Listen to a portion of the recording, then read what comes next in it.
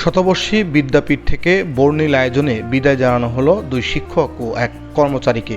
ঠাকুরগাঁয়ের বালিয়াডাঙ্গি উপজেলার সীমান্তবর্তী এলাকা লাহিড়ী বহুমুখী উচ্চ বিদ্যালয় মাঠে বিদায় অনুষ্ঠান ঘিরেছিল বর্ণিল আয়োজন।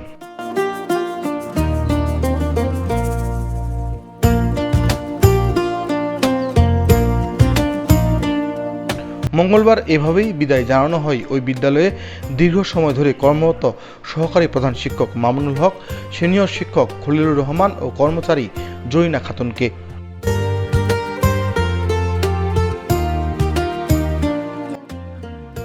এর আগে শতবর্ষী এই বিদ্যাপীঠে এমন আয়োজনে কোনো শিক্ষককে বিদায় জানানো হয়নি। এমন নতুন আয়োজনের মধ্য দিয়ে নতুন যাত্রা শুরু করল শতবর্ষী প্রতিষ্ঠানটি।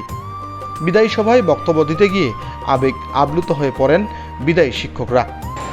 আমি কোনোদিন ভাবিনি যে এরকম একটা অনুষ্ঠানের সামনে দাঁড়িয়ে আমাকে বিদায় দেওয়া হবে। সত্যি এগুলি ভাবিয়ে তুলছে।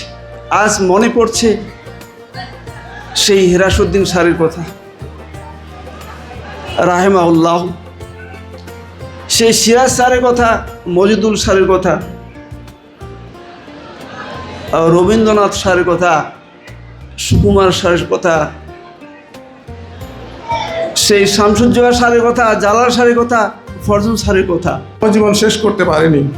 তার মধ্যে খোসাবাড়ি উচ্চ বিদ্যালয়ে কয়েকজন শিক্ষক তাদের কর্মজীবন শেষ করার আগেই তারা মৃত্যুবরণ করেছিলেন এবং 2006 সালে অত্র বিদ্যালয়ে আসার পর আমরা অত্যন্ত অতি প্রিয় দুইজন স্যারকে হারিয়েছি, সম্মানিত জালাল স্যার এবং শামসুজ্জোহা স্যার।